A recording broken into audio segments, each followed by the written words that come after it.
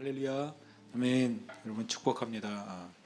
제가 이제 뭐 축복합니다. 이거는 뭐 인사말이기도 하지만 또 제 마음의 진심입니다. 지난 우리 24시간 예배 또 이제 드리면서 제가 느낀 거는 이제 딱 한 가지였는데요. 그건 진심인데 한 가지가 뭐냐면 나만 잘하면 된다 이거였어요. 왜 제가 그런 말을 하냐면 이제 예배팀들도 이제 사람마다 뭐 예배팀을 보는 그 관점이 다를 수 있겠죠. 그리고 또 뭐 예배나 예배 인도자들이나 또 예배 회중이나 이렇게 글쎄 이게 평가라는 표현은 뭐죠? 이렇게 바라보는 관점이 뭐 다를 수 있습니다. 그러나 최소한 이제 제가 보는 입장에서는 우리 교회 예배팀들은 점점점 더 좋아져요. 정말 점점점 더 좋아집니다. 저는 그걸 느껴요. 그리고 또 우리 교회 같이 예배하는 우리 성도들은 너무나 참 훌륭해요. 그거 제게 립서비스가 아니라 진심으로 드리는 말입니다. 진짜로 훌륭하다. 그래서 저의 이번 24시간 예배 드리고 나서 제가 주님께 드린 고백은 주님 저만 잘하면 제가 되겠습니다. 이런 생각을 가졌고 그게 사실이라고 제가 지금도 느낍니다. 그래서 여러분 축복합니다. 주님이 지금 우리가 보고 있는 것과 느끼고 있는 것과 또 행하고 있는 것과 엄청 놀라운 결과들을 저는 우리의 세대 가운데 볼 것을 저는 믿습니다. 우리 자녀들에 대해서 우리가 생각하는 바가 있잖아요. 또 자녀들의 세대들에서 또 느끼는 바가 있습니다. 그러나 하나님은 그것보다 훨씬 더 크게 일하실 겁니다. 우리 교회에 속해 있는 우리 형제 자매들의 그 삶에 있어서도 하나님이 또 큰 일을 이루실 것입니다. 그것이 이제 주님이 하시는 일이라고 저는 믿습니다. 아멘. 우리 지난주에 이어서 우리 사도행전 19장 21절에서 41절 말씀 이제 지난주에 어느 정도는 나누기는 했는데요. 그래서 또 좀 몇 가지 나누고 이 사도 바울의 에베소 선교의 이제 두 번째 파트죠. 그 부분을 좀 우리가 오늘 정리하면 좋겠습니다. 그래서 한 말씀을 한번 더 읽고 싶습니다. 사도행전 19장 21절에서 41절 말씀입니다.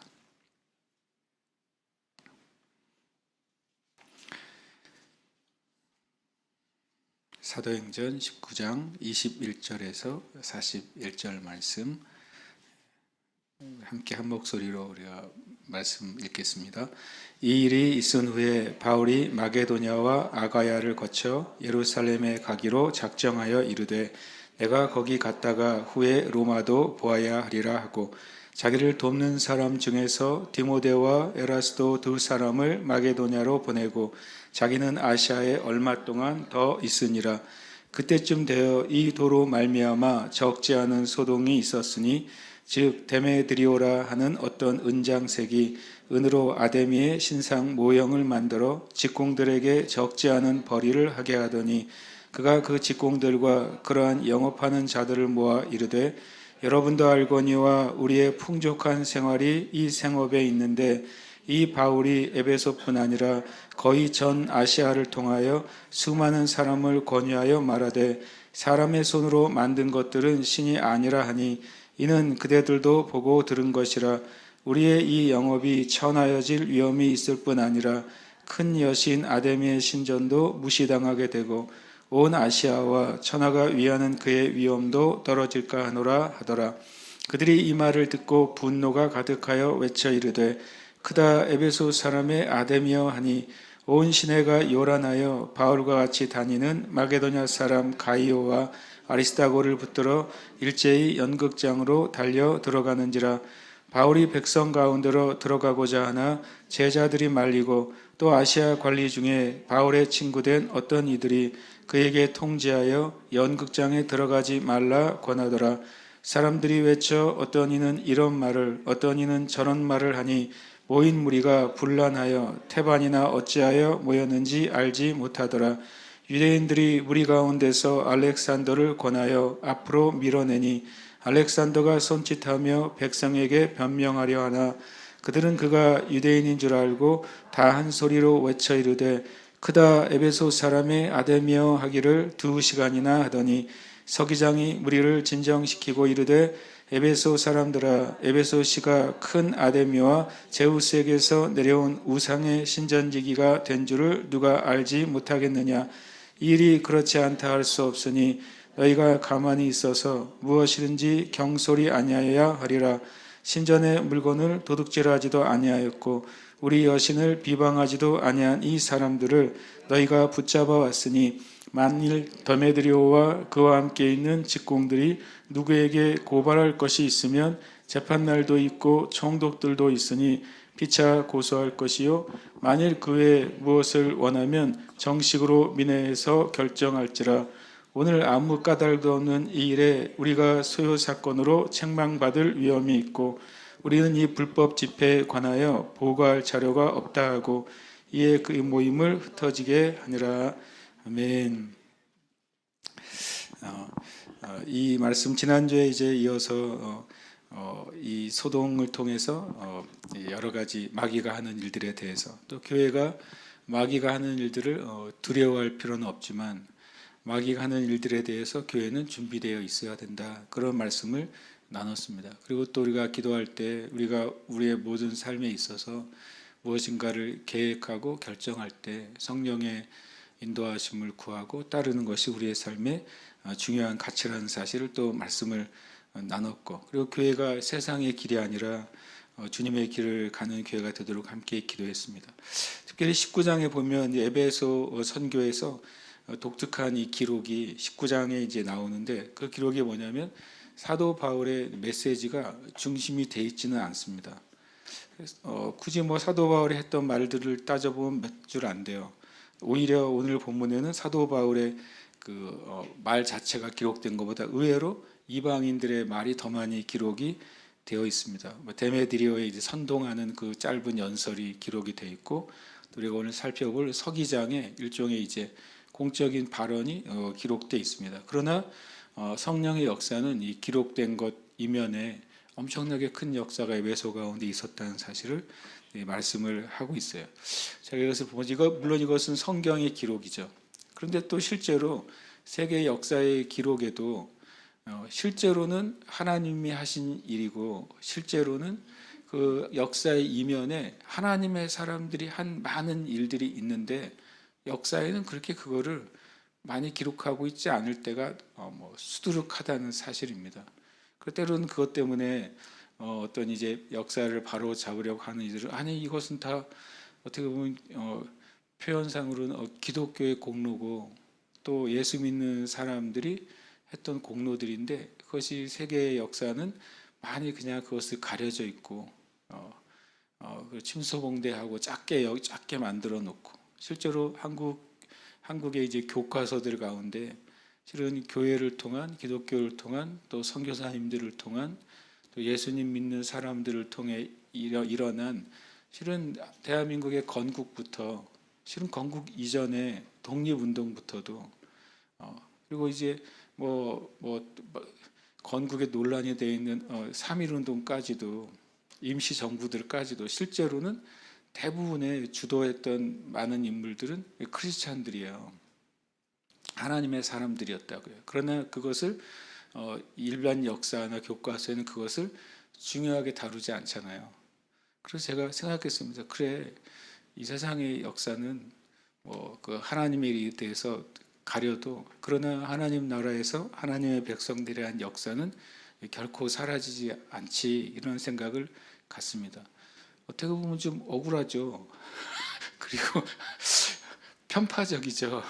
그리고 또 어떻게 보면 굉장히 왜 이렇게 하나님이 하신 일들을 세상이 모르는가, 억울하고 편파적이고 너무 무지하다 그런 생각들 들지 않습니까? 그래 공평하지가 않습니다. 세상 역사는. 그리고 또 세상 역사뿐만 아니라 또 열국의 세계사도 공평하지가 않죠. 세계사는 힘 있는 자들의 역사라고 자기네끼리 말하는 것이 세계 역사잖아요.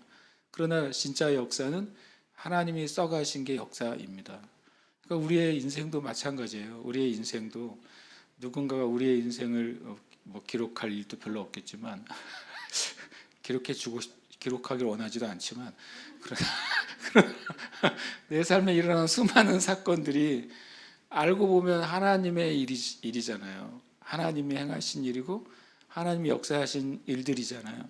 그래서 우리가 세상이 그거를 뭐 몰라주거나 왜곡하거나 아니면 심지어는 그걸 삭제하거나 그럴지라도 마찬가지로 하나님이 하신 일이 변치 않으신 것처럼 저와 여러분의 인생 가운데서도 누가 우리의 인생을 어떻게 보느냐 보다는 하나님 안에서 내가 나의 인생을 어떻게 인식하느냐, 그리고 그것이 하나님의 일이라는 사실을 알고 우리가 합당한 영광과 하나님께 합당한 감사를 드리는 삶을 사느냐, 실은 그것이 영원한 천국의 기록이 되는 것입니다.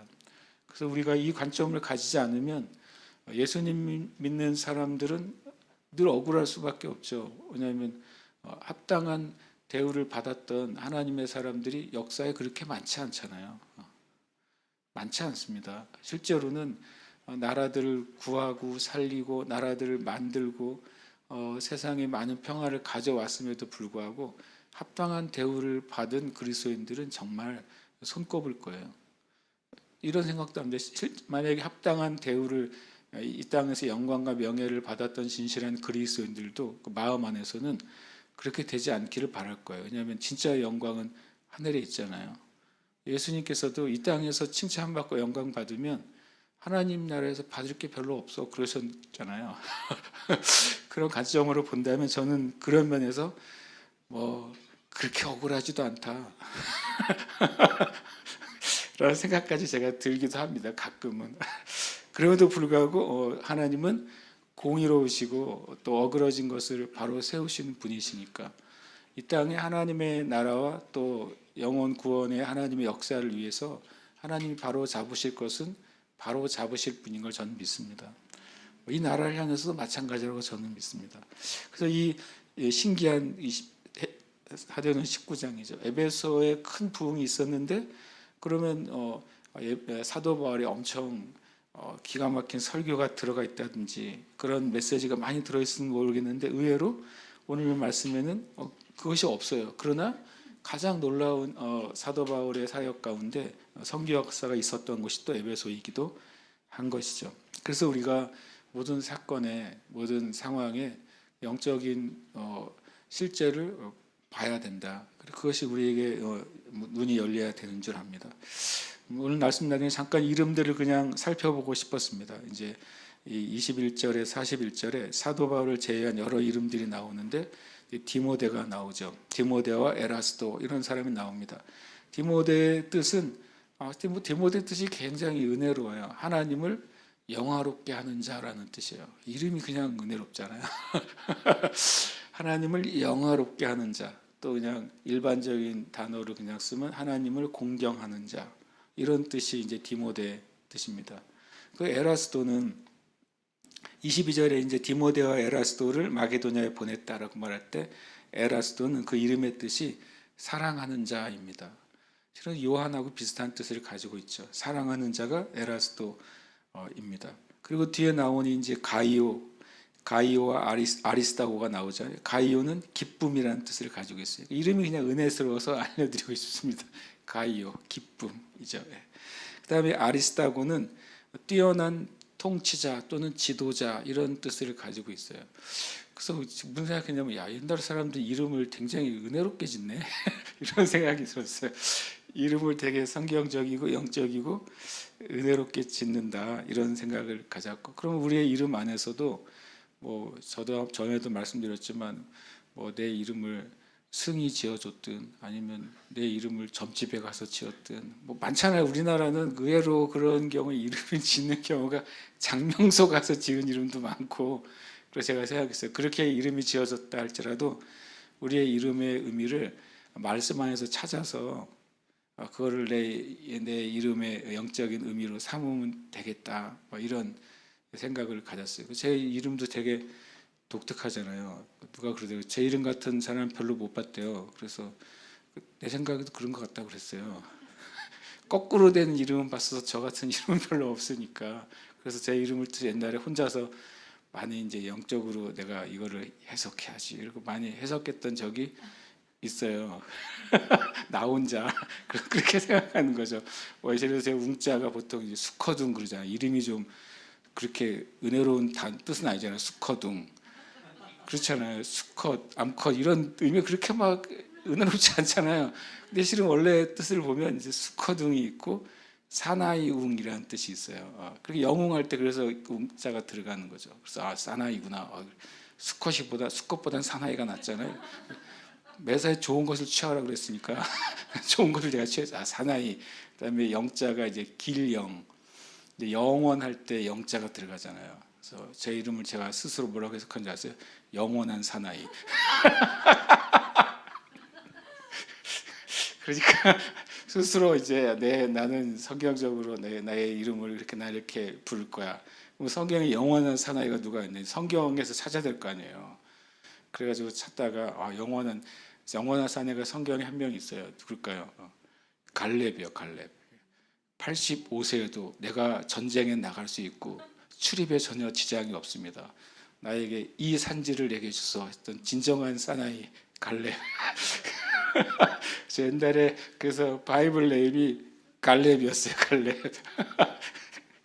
제가 나누고 싶은 의도를 아시겠죠? 그러니까 우리에게 주어진 내가 예수님을 알거나 알지 못하거나 주어진 어떤 것들이 있을 때 이게 나한테 이렇게 주어졌어. 나는 별로 내 이름이나 뭐 내 인생이나 내 과거가 그렇게 은혜롭지 않아라고 우리가 여길 필요가 없다. 하나님 안에서 내 존재의 의미를 우리는 찾을 수 있다. 하나님 안에서 내 삶의 진정한 의미를 얼마든지 찾을 수 있다라고 하는 것을 저는 이제 나누고 싶습니다. 그러니까 우리 안에 성경의 인물들의 이름을 저는 일부러 많이 찾거든요. 예전에 어떤 메모 성경에다가는 성경에 있는 도시하고 사람 이름의 뜻만 적어놓은 성경이 있었어요. 그냥 그 책 메모 성경은 다른 거 안 적고 옆에 메모에다가 사람 이름 나오면 옆에 뜻, 도시 이름 나오면 옆에 뜻, 그것만 쭉 적었더니 와 엄청 재밌어요. 메모 성경은 성경 지명 인명 사전이 되는 거죠. 그 성경 어딘지 모르겠어요. 그런데 그러니까 그렇게 한 거는 그걸로 열심히 그냥 쭉쭉 갔거든요. 그랬더니 굉장히 재미있더라고요. 요즘은 그것도 필요 없어요. 이제 물어보면 되는데 뭐 물어본 즉시로 답을 해주잖아요. 다만 저는 말씀 안에서 의미를 찾고 우리가 우리 자신의 삶 안에서 하나님 안에서 의미를 발견해야 그게 이제 우리가 믿음으로 사는 하나의 이제 길이 된다고 생각합니다. 또 반대로 이제 그 여기에 있는 우리 편 말고 저쪽 편 사람들이 몇 명 나오잖아요. 그 중에 한 명이 데메드리오가 나오잖아요. 데메드리오는 이런 뜻입니다. 농경의 여신 데메테르에게 속한 자. 완전히 우상숭배자 이름이에요. 이름 자체가. 그러니까 부모가 그렇게 지은 거예요. 너는 데메트르의 여신의 아들이야. 이렇게. 진짜 이게 이제 마귀의 이름이죠. 그러니까 마귀의 일을 하는 거죠. 아데미 신전 나오는데 아데미는 보통 그리스 로마 신화의 아르테미스입니다. 아르테미스. 순결의 여신, 사냥의 여신이죠. 다 여신의 이름이 그들이 이제 가지고 있는 이름입니다. 나중에 알렉산더는 뒤에 이제 유대인들이 이제 자신들 변명하려고 내놓은 알렉산더는 변호자, 보호자 이런 뜻을 가지고 있습니다. 근데 결국엔 제대로 변호를 못했어요. 제가 이름 뜻 보고 굉장히 재밌는 거예요. 여기서 변호하려고 나왔더니 사람들이 소리 질러가지고 한마디도 못하잖아요. 그래서 참 이름이 좀 그렇다. 이름을 변호자로 지었는데 그 역할을 다 하지 못했네. 그래서 주님을 만났으면 그 역할을 다 했을 텐데 이런 생각을 제가 하였습니다. 성경의 인물과 도시들, 나라들, 지명들 때로는 그것이 성경의 메시지 안에 의미를 가질 때가 상당히 많이 있습니다. 그래서 특히 구약에는 그 지명들이 만들어진 스토리가 믿는 사람들의 행위와 늘 관계가 돼 있잖아요. 그래서 의미를 가지게 되는 것이죠. 우리가 사는 제주도 제주가 제자가 건널 제자예요. 건널제. 그래서 제가 이거를 또 영적으로 이거 제주를 어떻게 주는 어떤 땅을 의미하는 뭐 어떻게 보면 이제 어미가 되니까 제 건너는 땅이죠. 건너는 땅. 그래서 제가 제주는 진짜 은혜로운 땅이다. 이 땅에서 천국으로 건너가는 땅이 제주도다. 라고 나는 나름 나 혼자 생각하고 기도를 그렇게 하죠. 옛날 말로 꿈보다 해몽이 좋은 게 아니라 이제 있는 것을 우리가 하나님의 가정으로 내가 새롭게 그냥 잡으면 되겠다 이런 말을 합니다. 또 어떤 분은 또 제주 불어로는 지저스가 제주입니다. 제주 발음이요. 아마 프랑스 사람이 제주 그러면 지저스 그럴 거예요. 발음이 제주예요. 불어로. 그래서 제주는 정말 이름 자체가 예수님이고 여기서 천국으로 건너가는 땅이에요. 아멘입니까? 그렇게 믿고 고백하면 되죠. 네. 네, 그러면서 이제 제가 이제 오늘 말씀에 이 말씀을 이제 그 서기관의 말을 좀 오늘 좀 나누고 싶은 거예요. 서기관이 굉장히 중요한 이야기를 하고 서기관 안에서 서기관의 말 가운데 우리가 좀 봐야 될 관점이 몇 가지가 있습니다. 이제 35절부터 40절까지가 이 에베소의 서기관 이름이 기록이 안 돼 있어요. 그냥 서기관으로만 되어 있는 거죠. 시의 행정관이죠. 행정관료입니다. 그리고 로마와 이 에베소시 사이에 어떤 창구 역할을 해주는 자가 서기관입니다. 그러니까 이 서기관은 에베소의 전통적인 에베소인일 가능성이 큽니다. 밑에 보면 총독이라는 단어가 있잖아요. 38절에 보면 만일 데메드리오와 그와 함께 있는 직공들이 누구에게 고발할 것이 있으면 재판날도 있고 총독들도 있으니 그랬으니까 이 총독은 로마에서 파견한 로마의 관리죠.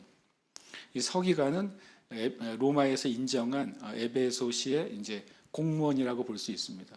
어떻게 보면 이제 선출직이 아니라 임명직 공무원일 가능성이 있습니다.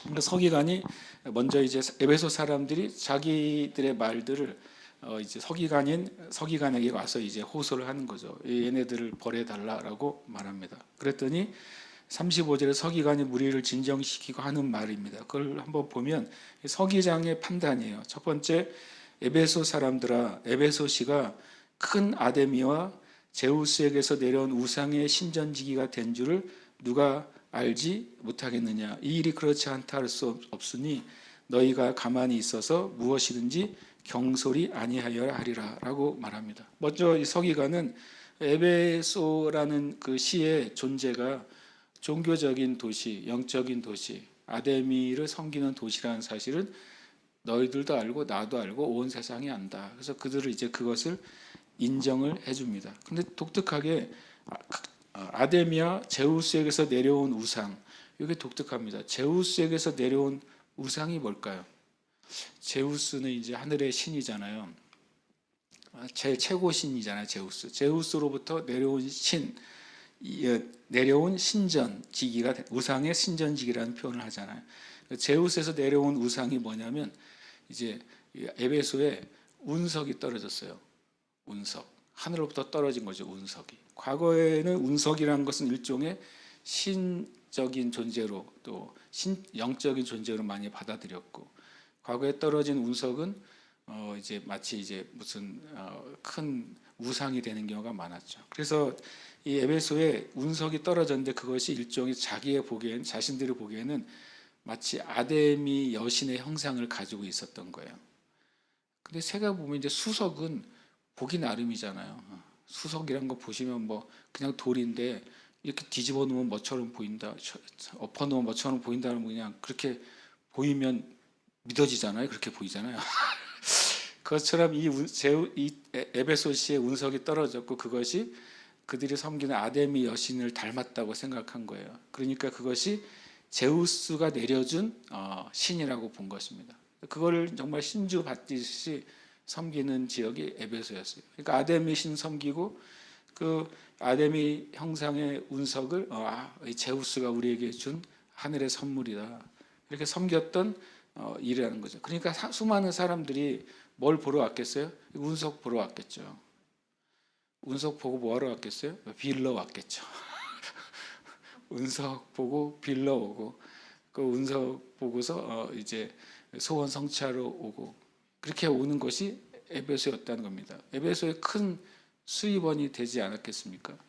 제가 성지순례 갔다가 저랑 사모님이랑 참 기가 찼던 장소가 있어요. 하나가 그게 뭐냐면 예수님 승천 교회가 있더라고요. 조그마한 교회가 있어요. 첫 번째 기분 나쁜 거 아랍인이 관리해요. 그것이 신기하죠. 예수님 승천 교회인데 무슬림이 관리해. 그러니까 왜 기분 나쁘냐면 티켓 값을 걔네가 가져가는 거죠. 돈 내고 들어가는데 무슬림이 관리하니까. 그것도 첫 번째 제가 보기에 좀 아이러니하다. 예배당 안에 들어가면 들어가는 길 있고 나오는 길 있잖아요. 그럼 쭉 들어가서 줄 서 있어요. 근데 그냥 보고 나오는데 이게 한참 걸려. 왜 이렇게 한참 걸려? 그때 갔어. 이제 들어갔더니 그 이유를 알았어요. 그 안에 예수님 왜 승천 기념 교회냐면 예수님이 승천하실 때 이건 진짜 전설 따라 삼천리인데요. 예수님이 승천하실 때 땅을 한번 딱 도움받고 승천을 하셨대요. 도움 받으실 때 주님이 보통 분이 아니시잖아요. 근데 이게 거기 실제 있어요, 지사님. 도움받고 딱 하늘로 올라가실 때 예수님이 보통 분이 아니시니까 그 돌에 예수님 발자국이 딱 찍힌 거예요. 진흙이 아니라 돌이 딱 파이고서 딱 승천하셨거든요. 예수님 그 발자국이 거기 있어요. 황당하죠? 그게 예수님 승천 기념 교회예요. 그 돌을 놓고서 건물을 지었어요. 그래서 제가 가끔 성지순례 가서 이것이 성지순례인가 라고 느끼는 장소들이 몇 군데 있어요. 근데 이제 일단 돈 냈으니까 들어갔잖아요. 들어가는데 왜 늦어지냐면 캐톨릭이나 어떤 이제 뭐 그런 신자들 있잖아요. 우리랑 조금 이제 영성이 조금 다른 신자들, 뭐 동방교회 전통의 신자들은 거기 발바닥에 그냥 손을 부비고 얼굴을 부비고 키스를 하면서 기도를 해요. 그래서 그 돌이요 거짓말 안 하고 반질반질합니다. 아주 그냥 보석처럼 됐어요. 그냥 돌이. 너무 제가 보기에 2000년 동안 문질러 가지고. 그 제가 그 사모님이랑 나랑 다음에 성지순례 가면 이런 데는 가지 맙시다 그랬어요. 제가 이걸 보니까 딱 그런 거예요. 생각해보세요. 제우스에서 내려온 제우스님께서 내려주신 우상이 있는 거예요. 그러니까 얼마나 그 주변에 이거 보려고 얼마나 왔을까 제가 생각이 드는 거예요. 왜냐하면 서기관이 공식적으로 말하잖아요. 이 에베소 도시는 아데미 여신이 있는 곳이고 제우스가 내려준 그 놀라운 우상이 있는 신전지기야. 시 자체가 이것을 지키는 도시인 거예요. 그러니까 얼마나 악한 영적인 그 장악이 강했겠어요. 그런데 사도 바울이 가지고 온 예수 그리스도의 복음의 진리가 이 두 가지를 다 완전히 깨트린 거잖아요. 복음이 선포될 때 얼마나 큰 일이 일어나는지를 보여주는 예가 저는 에베소 선교라고 생각합니다. 사도 바울의 에베소 선교. 일이 그렇지 않다는 일 없다. 그러면서 너희는 가만히 있어서 무엇이든지 경솔히 하지 아니하여 하리라. 이 첫 번째 이 에베소의 어떤 정체성을 오히려 이 서기관이 우리에게 간접적으로 보여주고 있죠. 그러면서 그 대신 이제 37절은 굉장히 이제 이 서기관은 굉장히 객관적인 사람이라는 걸 알 수 있습니다. 뭐라고 말하냐면 신전의 물건을 도둑질하지도 아니하였고 우리 여신을 비방하지도 아니했다. 그러니까 신전의 그 운석을 도둑질하러 온 사람들도 아니고 그 다음에 이 아데미 여신을 비방하지도 아니하였다. 와, 저 이걸 보면서 좀 진짜 의외로 많이 생각을 했습니다. 그러니까 사도 바울의 선교 방식, 메시지 방식이 이래서 요즘 방식으로 하면 불교의 구원이 없어요. 무슬림의 구원이 없어요. 믿어봤자 헛것이에요. 이런 메시지를 안 한 거예요. 뭐만 한 겁니까? 예수 믿고 구원 받으세요. 예수님이 여러분의 구원자고 메시아입니다. 그러니까 진리만을 얘기한 거예요. 요즘 표현하면 다른 어떤 것을 비판하거나 심지어는 그것이 부정하지도 않았다는 거예요. 왜냐하면 이렇게 말하잖아요. 이들은 우리 여신을 비방하지도 않았다. 그러니까 우리 요즘의 메시지로 보면 의외 아닙니까? 사도 바울이 이 에베소에 갔더니 온 천지가 다 에베소 여신을 섬기는 신전으로 가득 차 있고, 물건들은 다 에베소의 그 여신의 음란한 물건으로 가득 차 있고, 사람들은 다 그냥 물질적인 거 혈안이 돼서 막 다 사도 바울의 기준으로 영적으로 다 미쳐 있는 도시인데, 사도 바울이 이건 다 가짜입니다, 거짓입니다 이렇게 말한 게 아니라 그냥 진리를 말했는데, 진리의 역사가 거짓을 깨뜨렸다는 사실입니다. 그러니까 이 서기관이 말했어요. 이들은 실적법상으로 죄 지은 게 하나도 없다는 거예요. 놀랍게도. 놀라운 사도 바울의 선교의 전략이었어요. 제가 보기에. 실정법상 죄 지은 게 하나도 없어. 그러니까 서기관도 얘네들을 내가 구류하거나 구속하거나 제재할 수 있는 게 아니다라고 명확하게 말한 거죠. 제가 그래서 사도 바울이 지혜로운 건지 성령님이 그렇게 인도하신 건지 우리는 알 수 없지만, 이 서기관의 말을 통해서 여러 가지를 생각하게 만드는 것입니다. 그 다음에 뭐라고 말하냐면 30절 끝에 이 사람들 너희가 붙잡아 왔으니, 38절을 말합니다. 만일 데메드리오와 그와 함께 있는 직공들이 누구에게 고발할 것이 있으면 재판날도 있고 총독들도 있으니 피차 고소해라. 만약에 뭐 명예훼손이나 아니면 여러 가지 우리의 뭘 도용했다거나 아니면 그런 이제 실제로 고발할 사항이 있다면, 민사상, 형사상 고발건이 있으면 그때 합법적으로 해라. 그러니까 이 서기관이 보기에도 그럴 고발건이 아닌 거예요. 민사상으로나 형사상으로 고발건이 없는 거예요.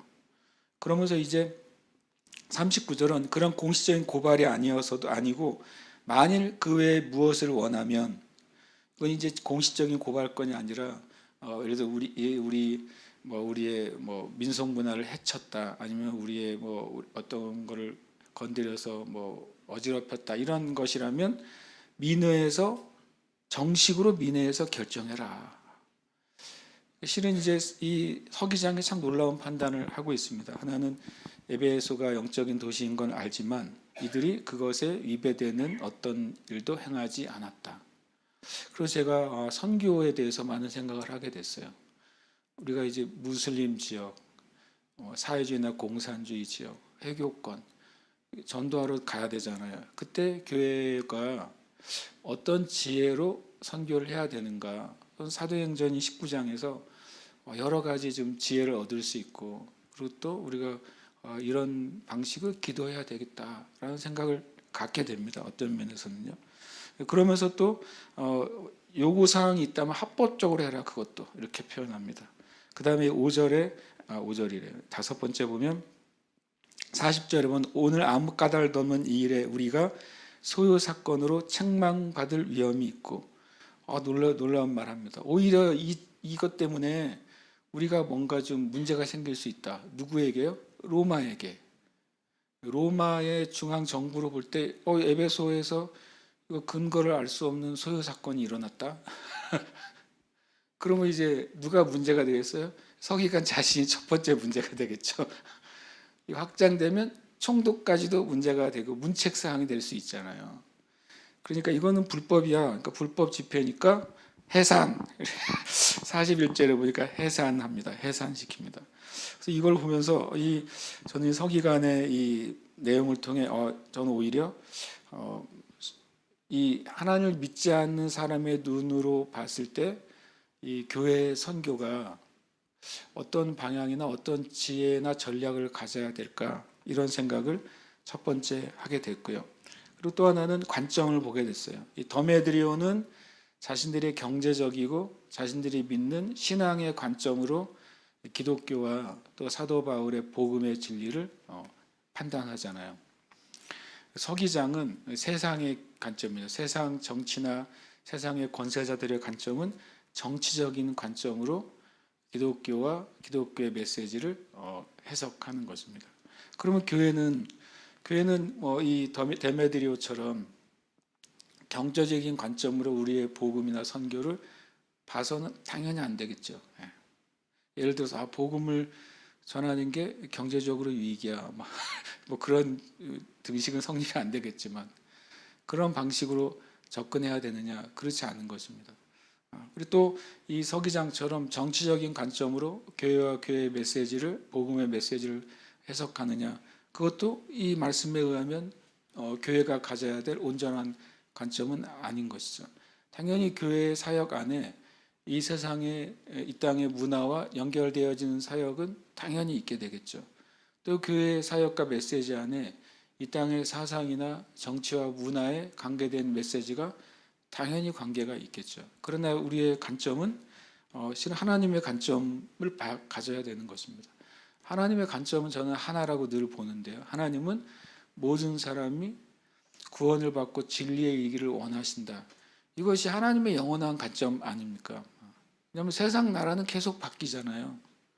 우리가 지금 이 세상이 유엔에 가입된 나라들이나 또는 그런 나라들, 이 세상이 영원한 것처럼 보이지만 실상 알고 보면 지금 현재 있는 나라들이 국경이 확정되고 나라가 확정되고 정치 체제가 확정된 거는 200~300년밖에 안 되는 거예요. 그렇잖아요.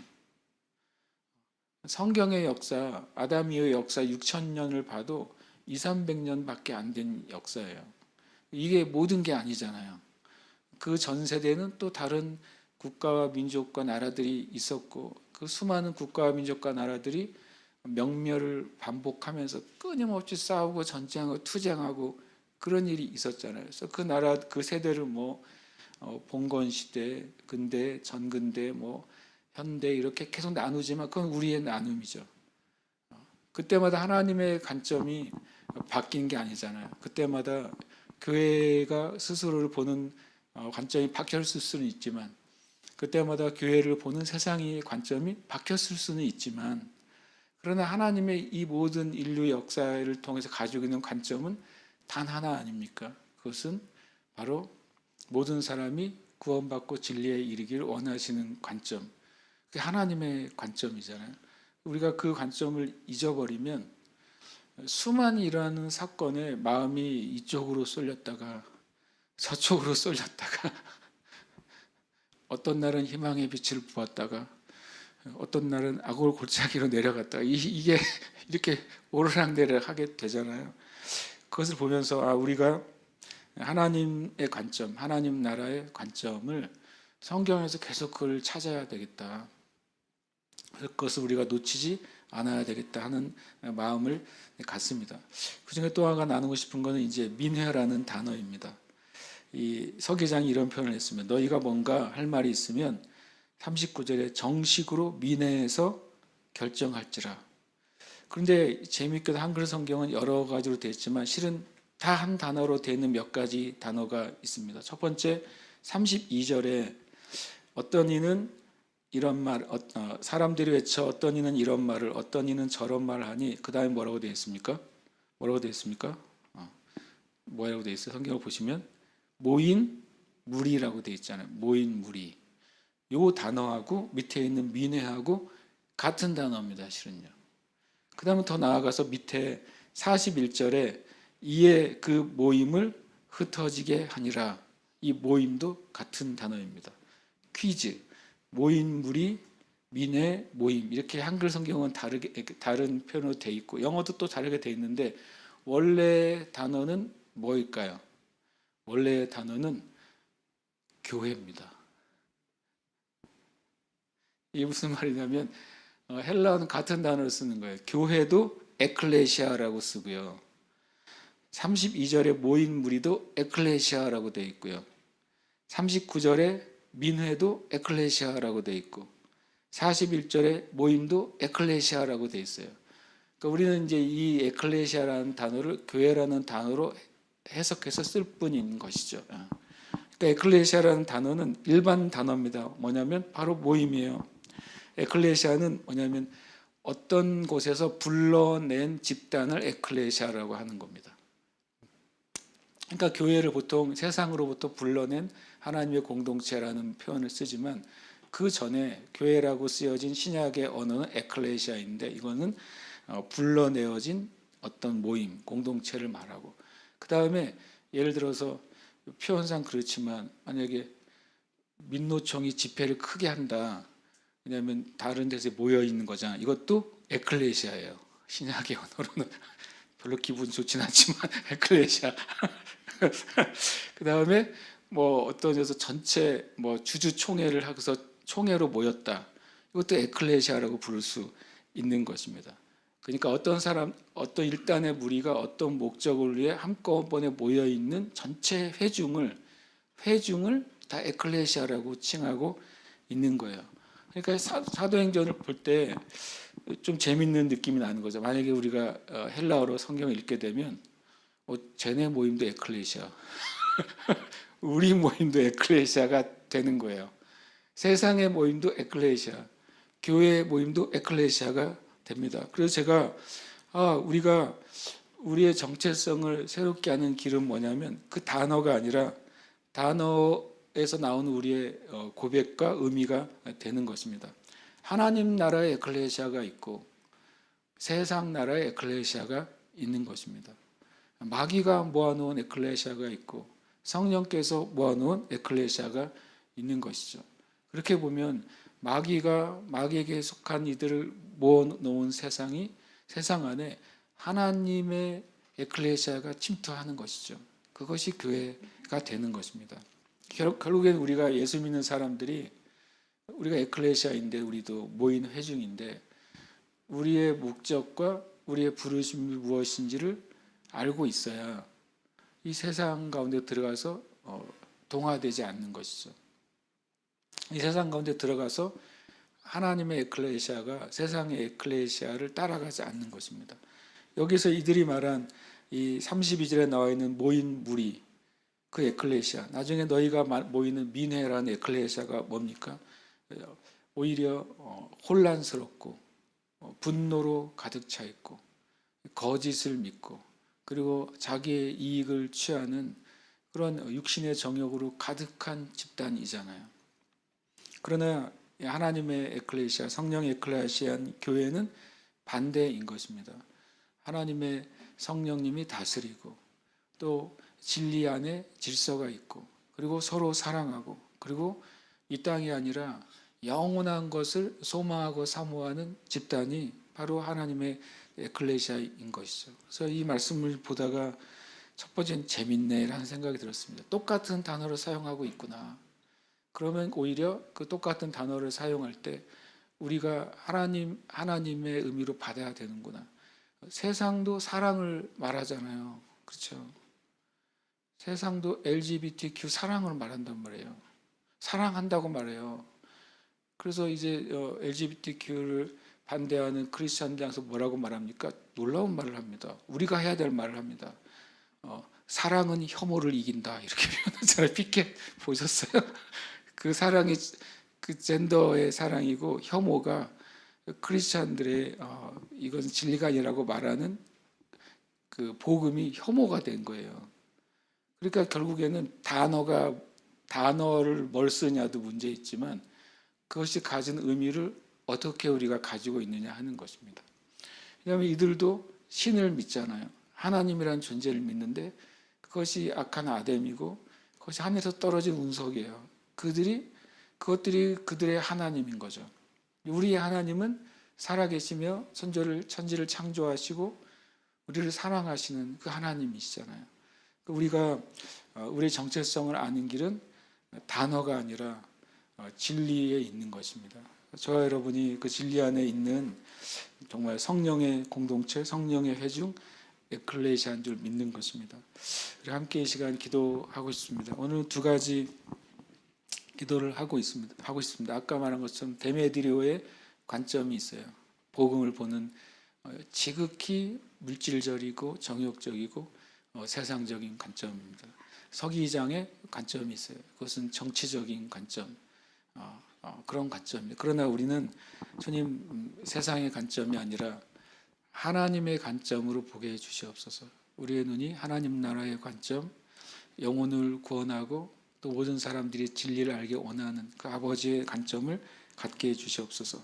두 번째로는 주님 이 에클레시아가 세상의 에클레시아가 아니라 하나님 나라의 에클레시아로 서게 해 주시옵소서. 시간 합심해서 기도하겠습니다.